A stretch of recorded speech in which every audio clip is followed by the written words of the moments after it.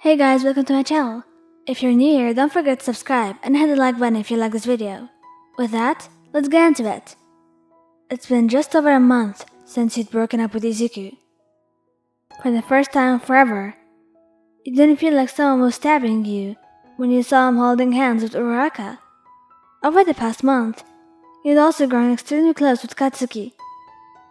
After you called him to tell him about your breakup, he took you to the park and listened to you rant for about an hour. It was very out of character for him, but he was doing his best to try and win you over. Sure, he let a few mean remarks slip into your conversation, but you knew he didn't really mean anything by them. In fact, you and Katsuki had grown so close that your friends all assumed you were already dating. So, how is Bakugou? Huh? You two are dating, aren't you? Tell me all about it. Mina, we're not dating, we're just friends. For now. I don't know if things would ever work out between us. Have a little faith, would you? I know he's a total jerk, but I feel like he'd try to make things work out if it were you. Really? Totally. You'd be lying if you said you weren't developing feelings for the blonde-haired boy, but your last relationship had left you scared. It left you scared that Katsuki would think you weren't good enough, that he'd fall in love with someone else, that he'd fall out of love with you. You were scared that he'd leave you, just like Izuku did. With those thoughts in mind, you pushed all the feelings for him to the back of your head, every time they popped up. Besides, you thought to yourself, he'd never fall for someone like me. You couldn't have been more wrong. You laid in your bed and stared at the ceiling as you let your mind wander off.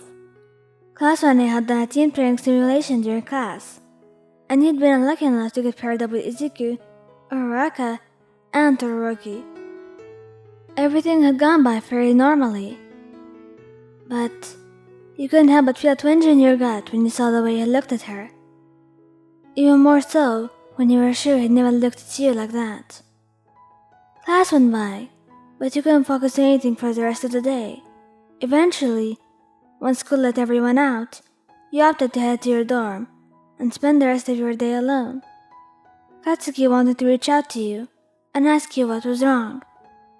And eventually, you did. You knocked at his dorm, sniffling. He opened it and quietly let you in. Until... What's bothering you, Pipsqueak? Nothing. You lied, and he saw right through you. He snorted. Yeah, right. That's Deku, isn't it? You stayed silent. Thought so. His tone was laced with disappointment. You're gonna have to get over him sooner or later. Your walls began to break down all over again as you choked back a sob. I know. It's hard, Katsuki. I know. You sat there and listened as you poured your heart out to him. He didn't know how long had passed, and frankly, he could care less.